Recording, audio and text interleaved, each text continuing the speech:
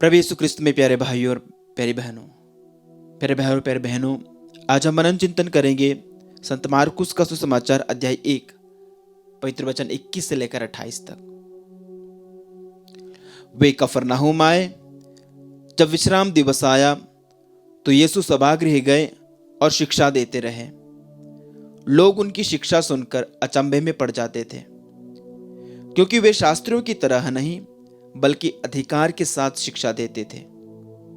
सभागृह में एक मनुष्य था जो अशुद्ध आत्मा के वश में था।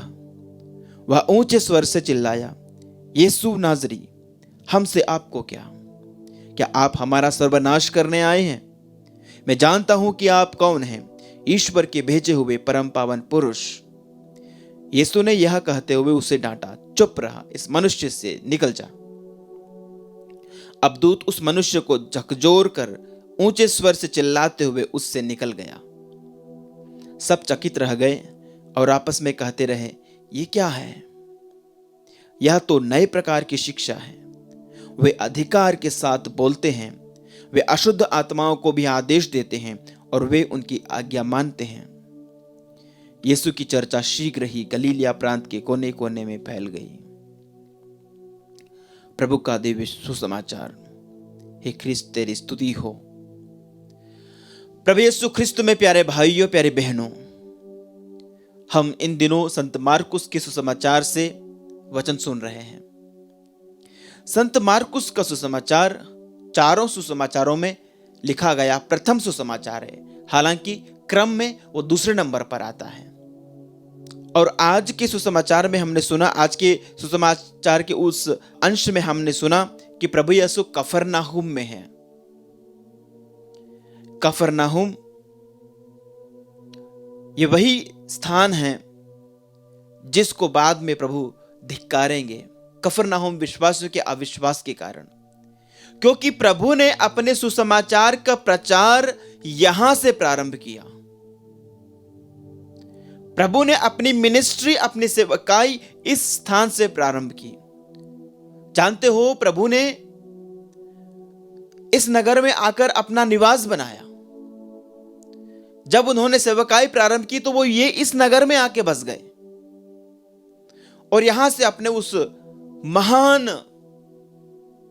काम का वो आगाज करते हैं। ईश्वर के राज्य की प्रथम घोषणा इस स्थान पर होती है। कितने ब्लेस्ड और कितने अनुग्रहित ये लोग थे कि इन्हें ये कृपा मिली, ये अनुग्रह मिला कि ईश्वर का पुत्र इनके नगर में आए और ईश्वर के पुत्र के मुख से सुसमाचार के प्रथम शब्द इस धरा पर निकले। लेकिन इन लोगों ने विश्वास नहीं किया। प्यारे भाइयों, प्यारे बहनों, प्रभु यीशु उपदेशों का प्रारंभ करते हैं, 4 मछुओं को बुलाते हैं और अब वे आगे बढ़ते हुए कफरनहूम के एक सिनागोग में, एक सभागृह में आते हैं और वहां पर शिक्षा देते हैं। विभिन्न प्रकार की शिक्षाएं दे रहे थे, स्वर्ग राज्य की शिक्षाएं दे रहे थे। उस बीच में एक मनुष्य था जिसके अंदर स्वर्ग के राज्य का दुश्मन बैठा हुआ था। और जहां वचन सुनाए जाते हैं वहां शैतान की ताकतें नहीं टिक सकती। उसके अंदर बुरी आत्मा थी, शैतान की आत्मा थी। और जैसे जैसे प्रभु वचन सुना रहे थे, शायद प्रभु के वचन उस दुष्ट आत्मा के ऊपर हथौड़े की तरह पड़ रहे थे। इसलिए वो चिल्ला उठता है।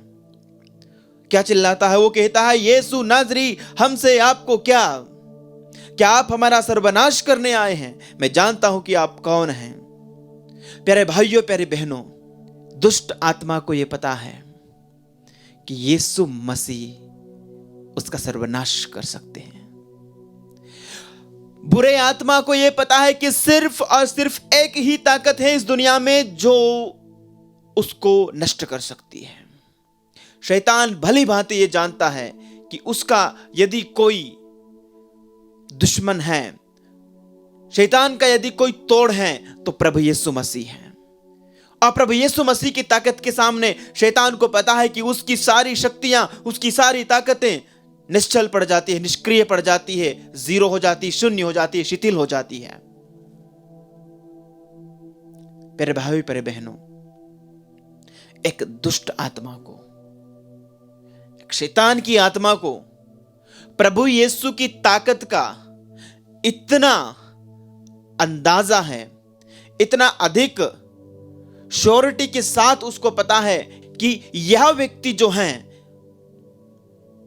ये मुझे नष्ट कर देगा।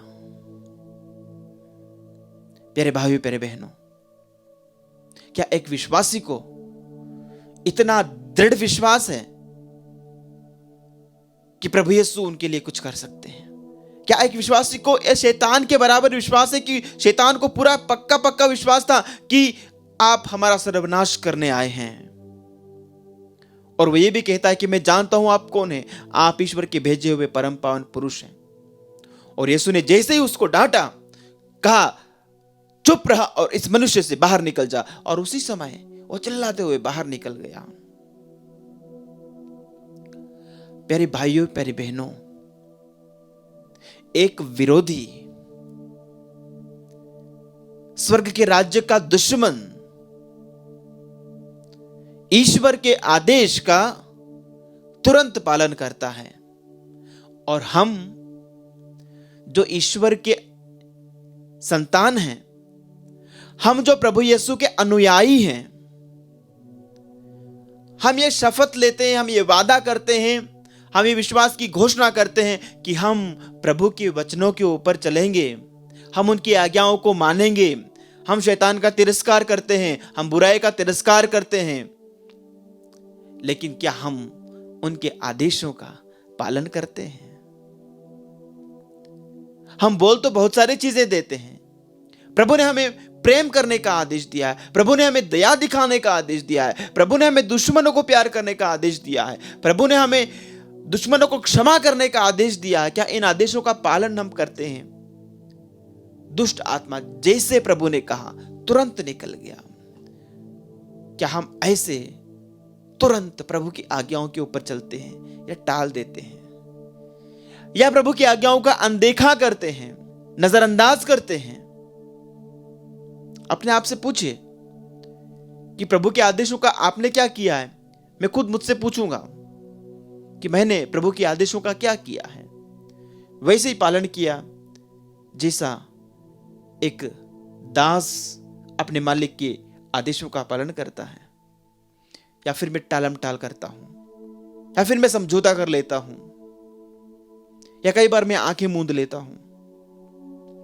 प्रभु से प्रार्थना करें कि प्रभु मेरी स्थिति कहीं उस दुष्ट आत्मा से बदतर तो नहीं।